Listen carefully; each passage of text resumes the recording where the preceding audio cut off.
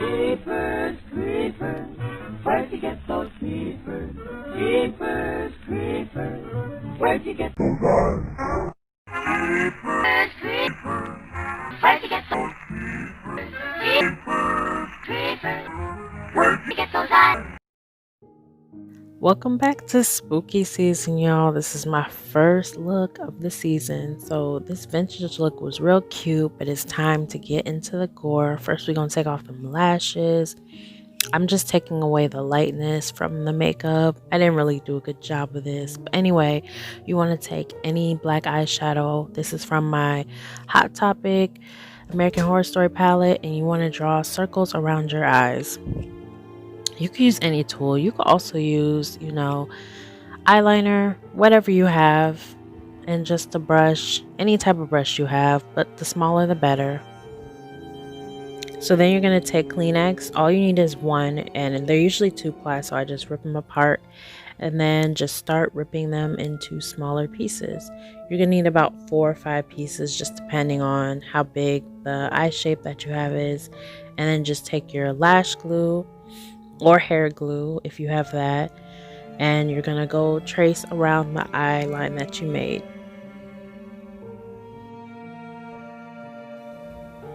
So of course you're gonna wait till it gets a little tacky, dry it off, and then I still made the pieces a little too big. You want to make them as thin as possible, but start to place them around the eye. You can bunch them up or just place it pretty flat. It just depends on what type of look you're going for. If you're looking for more of a scar, if you're looking for more of like peeled skin, you can always add more layers too if you mess up or if you want something thicker. But yeah, so then you're going to take that glue again and you're going to lay down the edges and blend it out so you have a seamless look when you apply your foundation. This is important if you want it to look as natural or professional as possible.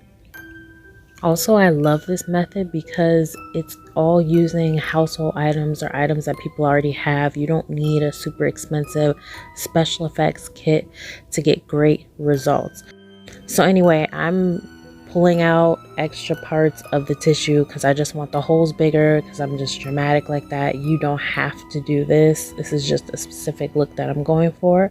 So taking any face powder and a packing brush, you're just gonna set all of the glue so there's a flat, dry surface and it's easy to apply the foundation.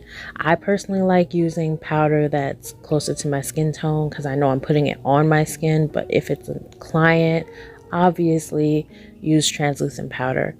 So the key to making this blend in is to go in with darker foundation first and a thin brush.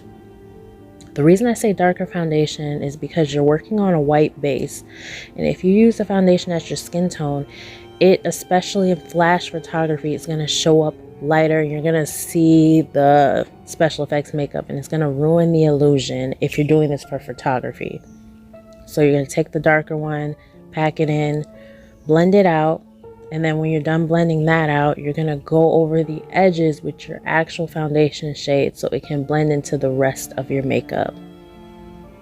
I found this to be super effective. Do you see how it's blending? So then I take some black liner, and this is only because I didn't have any face paint. If you have face paint, use face paint. But yeah, I'm using that as my base for my black, so it has something to stick to.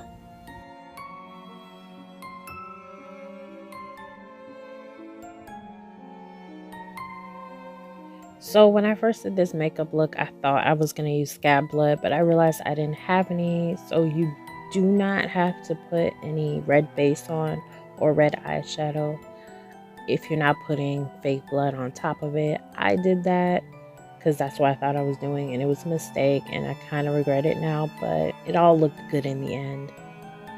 So yeah, I was trying to make it look deeper on the edges to add some depth. I put black eyeshadow, and I also added some around the perimeter to add more of like a decayed look. So once again, I thought I was going to have scab blood, so I put red around the edges of the inside and the outside, which later on I ended up covering up with black. But if you have scab blood, this will be a super cool effect. However, I did not, but it still look good, y'all. Also, scab blood's like $1, so it's still a very affordable makeup look. I'm back with my liner. I'm making these like lines, these little squigglies around it. I guess they could be called stress marks or decay marks. I don't really know. I was just going with the flow because I kind of realized I messed up, and I'm like, we're just gonna go crazy and see where it goes.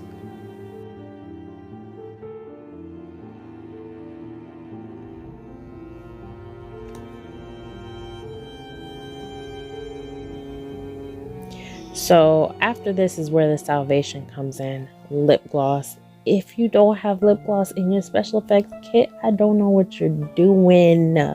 Lip gloss adds shine, it adds texture. If I had mixed it with a red pigment, it would have been a perfect alternative for scab blood. But here I am just picking out more of the skin, more of the flesh, trying to make it look more decayed, more extra. It wasn't 3D enough for me.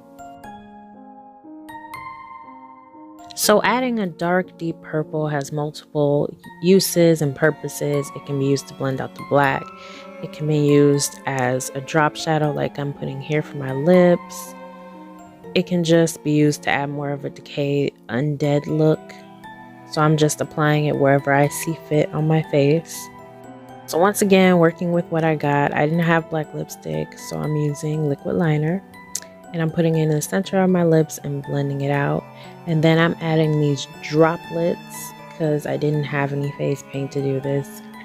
To look like there's liquid coming out of my mouth. I don't know what to call it. It could be old blood, it could be just goo and guts, whatever have you.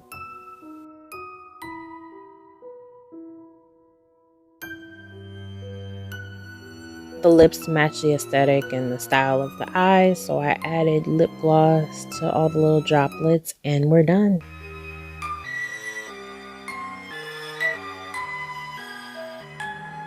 This was super fun to do, and let me know how you guys liked it.